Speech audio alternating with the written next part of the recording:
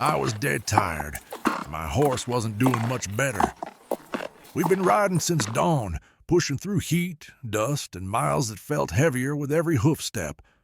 So when a small roadside bar appeared just before sundown, I took it as a simple place to rest. Nothing more. Wooden walls warped by years of sun, a long counter stained by whiskey, a handful of men drinking quietly after long days on the trail. The air smelled of dust, tobacco, and cheap liquor. Nothing special, nothing strange.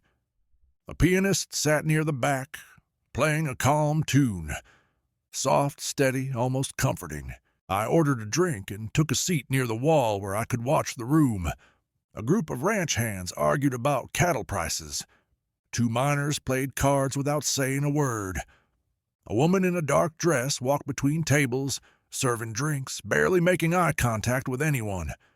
Everything felt slow, lazy, like every other quiet night I'd spent on the frontier. The piano stopped. Just one missing note, then silence. Someone dropped a bottle by accident. It shattered on the floor. Nobody reacted. Just a short, strange pause. The bartender wiped the counter without looking up. Then a chair tipped over on the opposite side of the room. A man stood up too fast, knocking it down. Another man clenched his jaw, fists tight. Still no reason to think anything was wrong. Just a handful of drunk tempers rising like they sometimes do. The room erupted. A bottle flew past my head and smashed against the wall. Someone tackled a ranch hand to the floor. Gunshots burst one after another. No warning, no shouts, no arguments leading up to it. Just chaos. Chairs crashed, tables flipped. Men who had been quiet minutes earlier were fighting like wild animals. I ducked behind the counter and drew my gun because there was nothing else to do. I didn't shoot first, didn't want to. But when a man came charging at me with a broken bottle, I had no choice. The gunfire, the yelling, the smashing glass, it all blurred together into one long roar. Bodies fell, people screamed. The room filled with smoke from the revolvers and dust from broken wood. When it finally stopped, my ears rang so hard I could barely hear my own breathing. 3 men lay dead. Blood on the floor, shattered bottles everywhere, chairs split in half. I holstered my gun and waited for someone to react. But nobody screamed, nobody ran. One by one, the survivors stood up, confused, looking at the mess like they were seeing it for the first time. They whispered to each other, asking what happened, who started what, why the place was destroyed. Not a single one remembered a thing. Except me. I stepped out of the bar to clear my head. The air was cooler outside, carrying the smell of sagebrush and dry earth.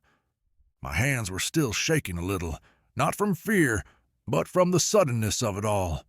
Violence that came out of nowhere and ended just as fast. My horse tugged at the reins, restless. Animals feel things before men do, but even he didn't seem scared, just tired. Same as me. It didn't take long for the sheriff to show up.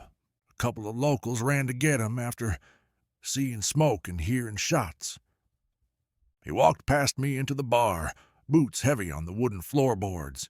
Inside, the survivors talked over each other, arguing about who started what. None of them could agree. Most claimed they were sitting quietly, drinking. Then everything went blank. When the sheriff asked me, I told him the truth. I remember the whole thing. He stared at me like he wasn't sure if that made me a suspect, or the only sane man in the room. The bartender kept wiping the same spot on the counter over and over, hands trembling, eyes distant. He told the sheriff he'd seen nothing, no arguments, no insults, no reason for anyone to fight. But he also said he didn't remember ducking behind the bar, even though there was broken glass all around his boots.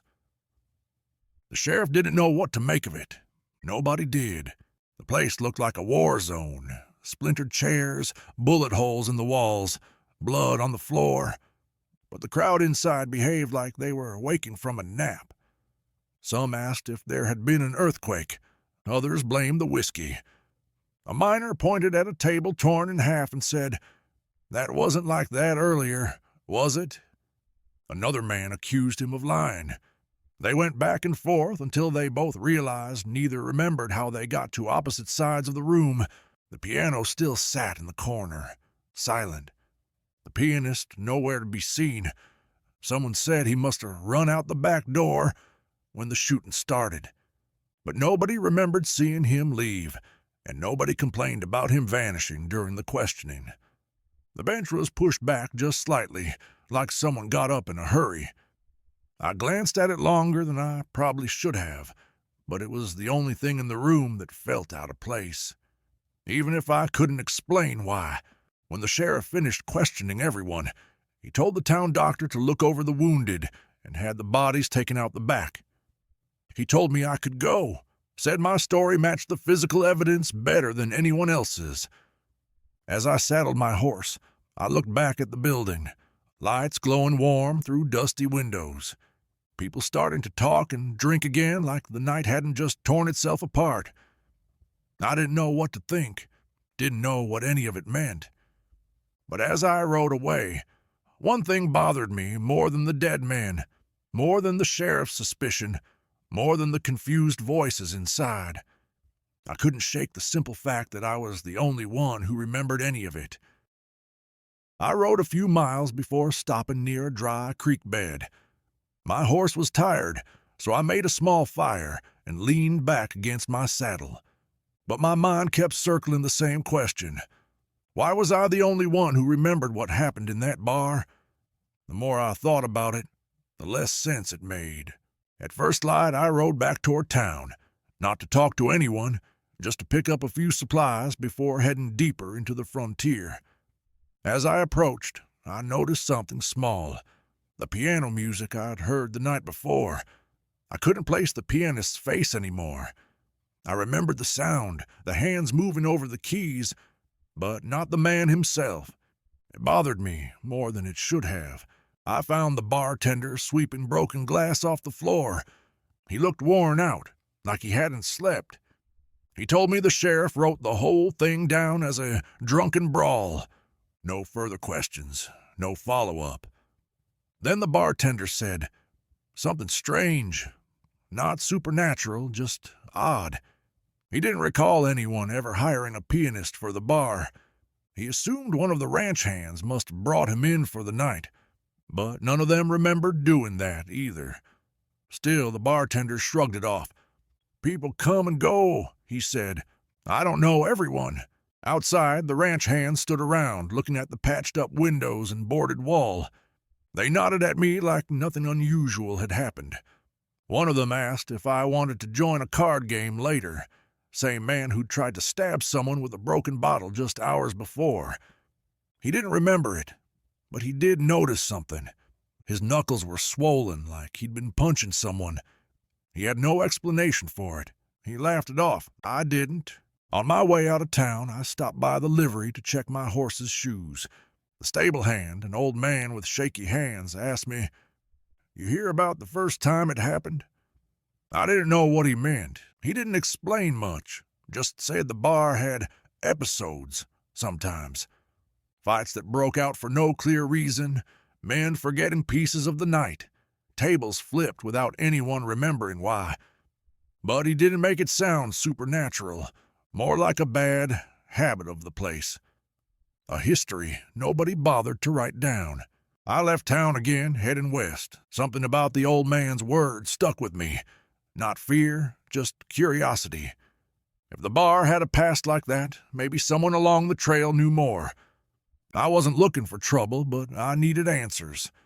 So I followed the dusty road toward the next settlement, letting my horse set the pace. I figured I'd ask around, see what people remembered, or what they chose to forget. By midday, the sun burned high over the plains. I kept a steady pace, letting my horse cool down when he needed it. The farther I rode, the more the town behind me felt like something half-dreamed, except I remembered every second of it clearly.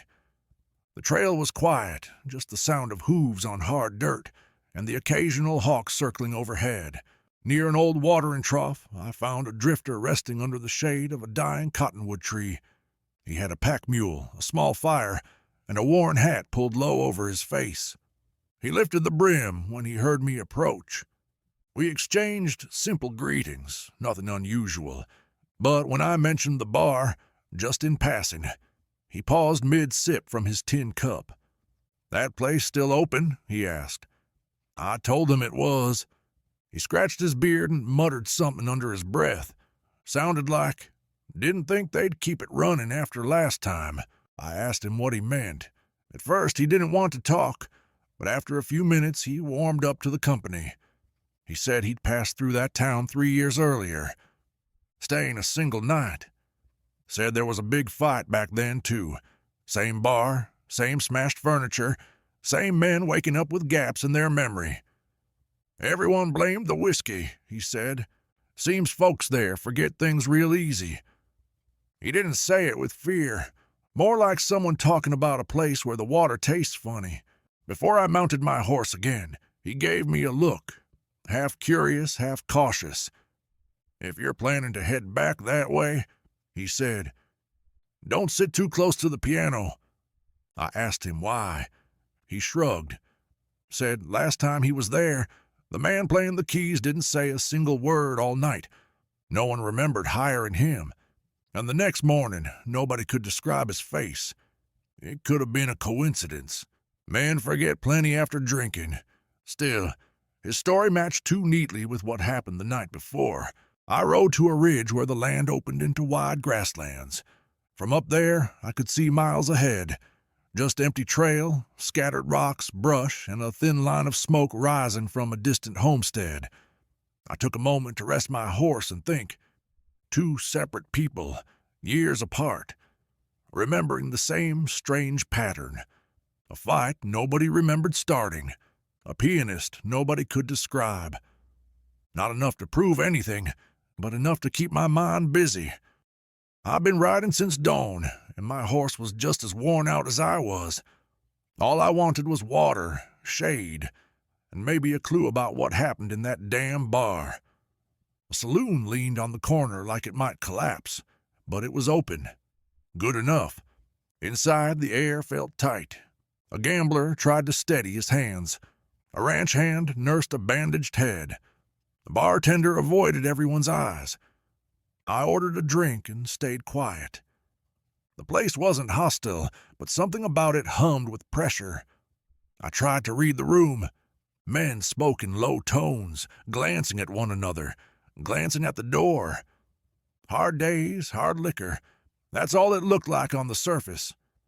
But I still felt the memory of that first bar pressing on me, a shadow that hadn't quite let go. Then 2 men in the back stood up at the same time, shouting. The sound cut through the saloon like a crack of lightning. One shoved the other. A chair went down. Then fists started swinging hard and fast. Bottles slid, boots scraped. The room shifted into chaos. Sharp, sudden, loud. For a breath, my chest tightened. It felt like the beginning of the same thing. The brawl burned hot, but not long. One man hit the floor hard. The other backed off, panting, shaking out his hand. A few muttered apologies. A few curses. Then the whole mess dissolved as quick as it came. No blank stares, no lost memories, no wild frenzy swallowing the room whole. Just 2 drunk cowhands, too proud for their own good. I sat there for another moment, just breathing, waiting for that familiar shift in the air, waiting for something to snap again. Nothing did. Whatever curse or madness clung to that first bar, this wasn't it. I finished my drink, stepped into the sun, and kept riding. The trail ahead felt heavier than before, but at least now I knew the truth. The thing I was running from hadn't caught up to me. Yet. The trail bent along a dry ridge when I spotted a lone figure ahead, moving with a steady, unhurried stride. She carried a worn pack over one shoulder and kept her hat low against the sun. When I rode closer, she didn't flinch or reach for a weapon, just stepped aside enough for my horse to pass. "You look half dead," she said, not unkindly. I managed a tired smile and introduced myself. She told me her name was Clara, and there was something grounded about her presence. Someone used to survive in miles, storms, and silence. It felt natural to keep riding alongside her. We followed the same trail for more than an hour before talking about anything meaningful. Clara traveled light, lived light, and seemed content with the quiet. But when I mentioned the nameless town I'd just left, she slowed her pace. "That place has a bar on the east side, right?" she asked. I nodded. She let out a breath like she'd been holding it for years. "I stopped there once," she said. "Didn't stay long. Something about it didn't sit right with me." Her words pulled at a thread inside me, one I wasn't sure I wanted unraveling. Clara told me she didn't believe in curses or spirits, at least not the kind that float through walls. But she believed in bad places, the kind where something in the air tugs at people's worst instincts. She described nights where patrons snapped over harmless jokes, friends got into fistfights without knowing why, and gamblers flipped tables because someone looked at them wrong. She'd watch the bartender throw a bottle at his own brother and forget it minutes later. "Everyone always blamed the whiskey," she said, "but I've drunk plenty of whiskey, and it doesn't change a whole room at once." Her voice carried the weight of someone who'd seen more than she ever wanted to. When I told her what I'd witnessed, the sudden eruption of violence, the blank looks afterward, the fear in the sheriff's eyes, she didn't laugh or shake her head. She didn't ask if I imagined it. Clara just listened. That alone made something in my chest unclench. For days I'd walked around feeling like I carried a secret too strange to speak aloud. But she met my story with calm, thoughtful silence. For the first time, I wasn't alone in this. By the time the sun dropped behind the hills, we'd drifted into an unspoken agreement to travel together. We shared a small fire, split what food we had, and planned to head toward the next town at daybreak. Clara didn't promise answers. She didn't pretend to know what was happening. But she rode well, kept her eyes sharp, and didn't scare at shadows. That was enough. For now, two wanderers following the same dusty road felt safer than one man chasing a nightmare alone. The fire had burned low, throwing long shapes across the clearing, when Clara stiffened beside me. Footsteps approached, slow, deliberate, too controlled to be an animal. I reached for my revolver, but a voice rasped from the shadows.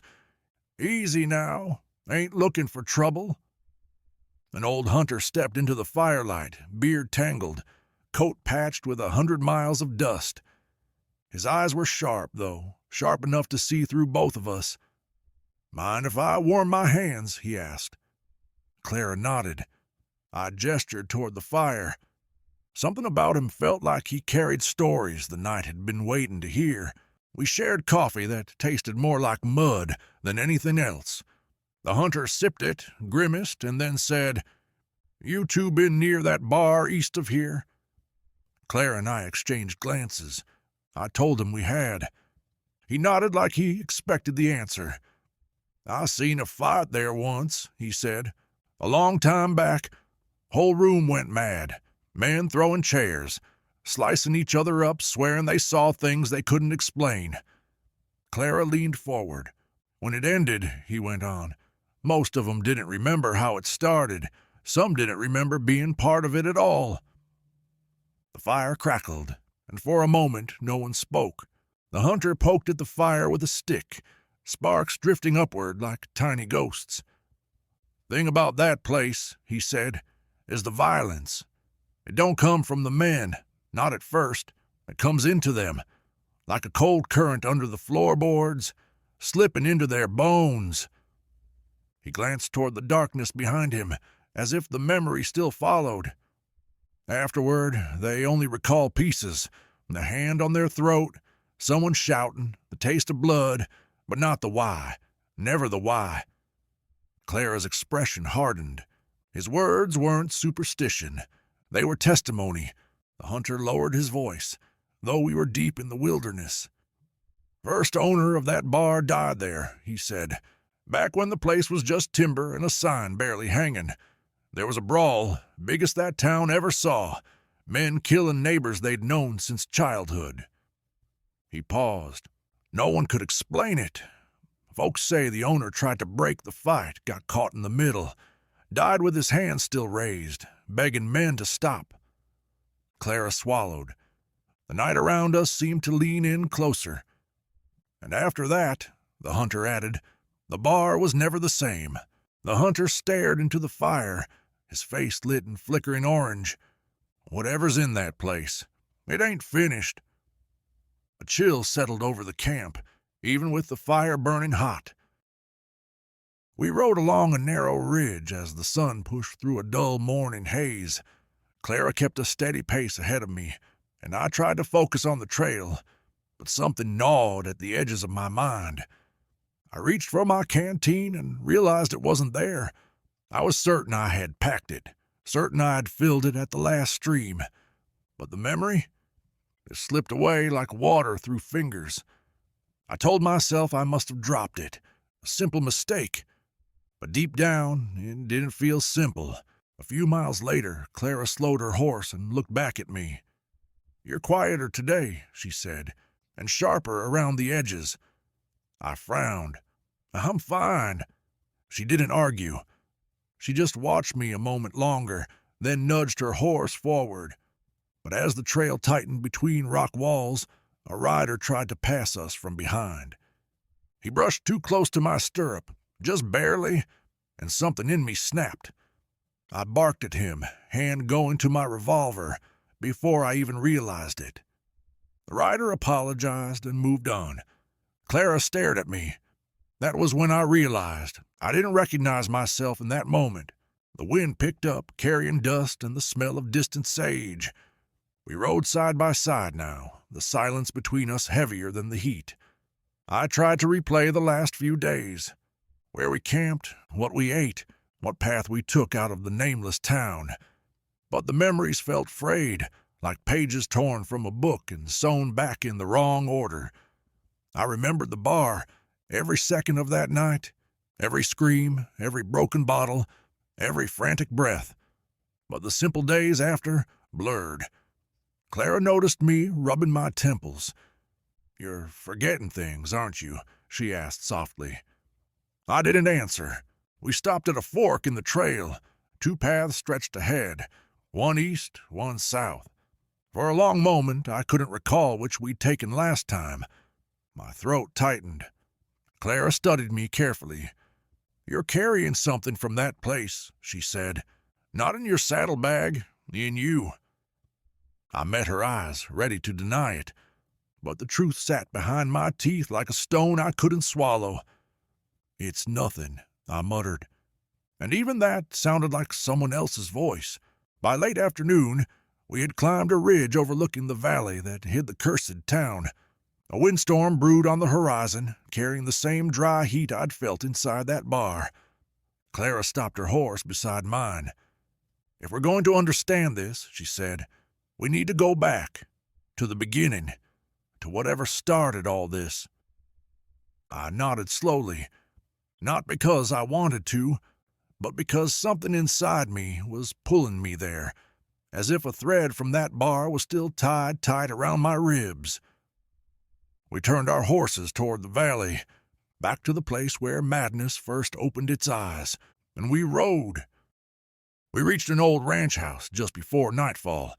The place leaned to one side, roof sagging, windows cracked, but it stood, and that was enough for travelers who needed shelter. The air was thick and warm, holding the taste of an incoming storm. Clara brushed dust off a wooden bench, while I tied the horses inside what remained of the stable. The world felt strangely still, like it was holding its breath. We lit a small fire inside the main room, its glow pushing shadows to the corners. Clara sat across from me, boots off, hair loose from the day's ride. We talked, not about curses or violence or the pianist, just about the road, the kind of loneliness that comes from too many miles, and the feeling of being pulled towards something you don't understand. Clara admitted she was scared, not of me, but of what we were heading toward. I confessed I didn't trust my own mind anymore. For the first time, we spoke without walls. The fire burned low, turning gold to red.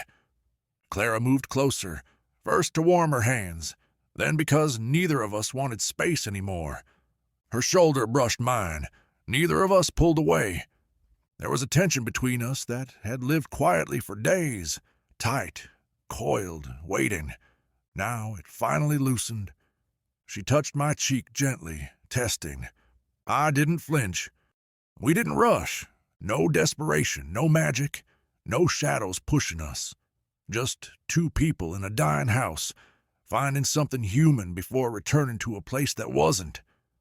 We lay together on a bed frame, missing half its slats, wrapped in what blankets remained, her breath against my neck, my hands in her hair, the warmth we shared stronger than the fire that kept us lit. Outside, wind stirred the dry grass. Inside, for the first time in a long time, I felt safe, or close enough. When morning came, the world was cool and gray. Clara slept against my shoulder, her hand resting on my chest. I wished the moment could hold, stretch, survive, but the storm inside me hadn't left, and the bar, whatever lived in it, wasn't finished. Clara opened her eyes, smiled softly, and touched my arm. "This is our last quiet day," she whispered. I didn't argue. We saddled the horses in silence. By sundown, we'd be back in the valley where everything began, and the calm we'd found would be nothing but memory. The night felt heavier than before, too quiet, too expectant. She walked beside me in silence, her hand brushing mine only when the street dipped or the wind shifted. The dust from the road curled around our boots like fog, and every step toward the bar felt like stepping toward a truth neither of us wanted. Before we even reached the door, we heard it. The piano. A calm, steady melody, gentler than what he'd played earlier, almost welcoming. Almost. We exchanged a look, not fear, not courage. Something in between, like two people standing at the edge of a river. They know they must cross. We pushed the door open. Inside, the bar glowed with lanterns and low murmurs. People drank, laughed, whispered, all under that smooth ribbon of piano notes. But tonight, we sat closer, so close I could see the way his fingers hovered before each chord, as if he were choosing which spell to cast. For the first time, I studied his face, or tried to. His features slipped. Not literally, but in the way a dream dissolves the moment you try to describe it. I could tell you the shape of his hands, the color of the keys, the pattern on his vest, but his face, it slid away every time I focused. She leaned close and whispered, "Do you see it too? How he blurs?" I nodded. The curse was around him, not inside him, around him. And somewhere beneath that melody, I felt it waiting. The moment everything would break again. The song flowed without pause, a gentle current carrying the room. People relaxed, smiled. Even she began to sway slightly, her eyes softening. But I knew better now. I watched his hands. Not the crowd, not the door, only his hands. He played with the serenity of a man tending a garden, but tension lived in the corners of his body. His shoulders held too tight, his spine too straight, as if the act of playing was not expression, but containment. The entire bar felt like it was inhaling, holding its breath, waiting. And then, silence. He lifted his hands from the keys so fast the last notes barely had time to die. Then he stood and bolted for the back door. The moment the music vanished, the curse roared awake. The man at the counter smashed a bottle over the head of the woman next to him. Two brothers who had been laughing seconds earlier turned on each other with knives. A table flipped, chairs shattered, screams spilled into the air like smoke. She grabbed my arm, but not in fear, in hunger. Her eyes darkened, her breath grew sharp, and I saw that terrible shimmer in her pupils, the same madness that had filled the others. She lurched toward me. I didn't strike her. I wouldn't. Instead, I dodged, grabbed her wrist, and dragged her through the chaos. Fists and bodies slammed around us. At one point, a man tackled me, snarling like an animal, but I shoved him off and pushed forward. All the while, the pianist's shadow slipped through the back door and into the open night, and I followed it. I didn't take her outside with me. She was slipping fast, breath sharp, eyes clouded, so I hid her behind the bar counter, pushing her into a narrow storage gap between crates. "Stay here," I whispered. "Don't move. No matter what happens." She managed a small nod. That was enough. I covered her with a fallen coat, stood up, and plunged back into the chaos alone. Fists flew, glass shattered, and the roar of the fight swallowed everything behind me. I forced my way to the back door. Outside, the night was empty except for drifting dust and the faint echo of quick footsteps. The pianist was already running. I went after him, chasing the man whose music held the town together and whose silence tore it apart. The hunt had begun. I reached my horse. One motion, mount, pull the reins, kick forward. The desert opened in front of me, pale under the moon. The pianist ran with an unnatural rhythm, half stumbling, half floating, his shadow jerking across the ground like it belonged to someone else. The farther I rode, the quieter the world became. Just hoofbeats, my breath, and his desperate, frantic pace. He wasn't running from me. He was running from something he already carried. I finally caught him at a dry riverbed, bone-white and silent. He slowed, then stopped, shoulders heaving, dust rising around him like smoke. When he turned, my stomach twisted. His face wasn't monstrous, just wrong. A face the eye couldn't trust. Features shifting, softening, rearranging in tiny ways every time I blinked, like it wasn't made of flesh but of memory. He spoke through ragged breath. "I'm not the curse, I'm its prisoner." Not a threat, not a monster, a man unraveling. He told me the music never caused the violence. It held it back. Every time he played, he kept the bar balanced on a knife's edge. Every time he stopped, the truth of that place broke through, a cycle of rage born from a massacre, long buried. Each year, he said, it tightened. Each fight grew worse. The bar pulled at him, drained him, fed on the memories of anyone who stepped inside. He didn't run to escape responsibility. He ran because staying meant dying. "I can't stop it, I can't leave it," he said, "but someone else, someone not bound to it, might." His voice cracked like something inside him finally gave way. He stepped closer, slow, trembling, and placed something small in my hand. A key, cold as metal. "The only thing left from the night it began," he whispered. Then he turned away. No dramatic farewell, no final plea, just a man walking into the darkness until the desert swallowed him whole. I sat there on my horse, holding the key, holding the weight of a curse. The wind shifted. Somewhere ahead, the town waited, quiet, wounded, and counting down the hours until the next silence. I turned the horse around. The night stretched out before me, and the curse followed, patient as a shadow. I stepped into the bar just before dawn, boots echoing through a place that felt dead, even with 5 people still breathing inside it. They were bruised, confused, staring at the floor like they'd woken from a nightmare they couldn't name. None of them remembered a thing, not the shouts, not the broken bottles, not the gunfire. Behind the counter lay the bartender, eyes wide open as if he'd seen something he couldn't outrun. Then she came out from her hiding spot, Clara, shaken, dusty, alive. She called my name, but my attention was already fixed on the one thing in that room that still felt awake. The piano. I walked toward it, feeling that key in my pocket like a hot stone. A locked piano. It should have been ridiculous. But on the right side, under a panel stained by decades of whiskey breath, I found it. A tiny hidden keyhole carved into the wood. My hand shook as I fit the key inside. It turned smoother than it should have. And then the lid snapped open on its own, like the damn thing had been waiting for me. A blast of heat roared out and burned straight through my arms. It wasn't like touching fire. It was like something breathing on me, something older and angrier than flame. I hit the floor, teeth clenched, skin reddening fast. Inside the piano, there was nothing. No flame, no ember, just an empty chamber glowing with impossible heat. But that was enough. In that moment, I understood. The curse hadn't vanished with the pianist. It had crawled into me, settled deep and waiting. I closed the lid slowly, my hands trembling.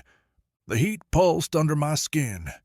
Steady, rhythmic, like a piano note repeating over and over from somewhere inside my bones. She knelt beside me, voice shaking, asking what happened, what I saw, what it meant. I forced myself to stand. I have to leave, I told her. If I stay and something inside me breaks loose, I don't know who I'll hurt. She grabbed my arm, begged me not to go alone. I wish I could have promised her safety, promise her anything. Instead, I gave her the only truth I had. If the moment ever comes when I lose myself, I don't want you anywhere near me. Her eyes said everything she wasn't ready to speak, but I turned away. My hands trembled while I saddled the horse. The heat in my arms throbbed like a second heartbeat, one that wasn't mine. She called after me once, twice, her voice cracking. I didn't look back. As the sun climbed over the horizon, I rode out of that broken town, carrying something with me I could barely understand. Something lying quiet for now, waiting for the right silence, the right darkness, the right moment. Maybe the curse stayed in the bar. Maybe it followed the pianist into the desert. Maybe it buried itself fully inside me. No one will ever really know. I just know this. I rode away before sunrise, hoping distance could hold the darkness still, but knowing someday, somewhere down the trail, it might wake up.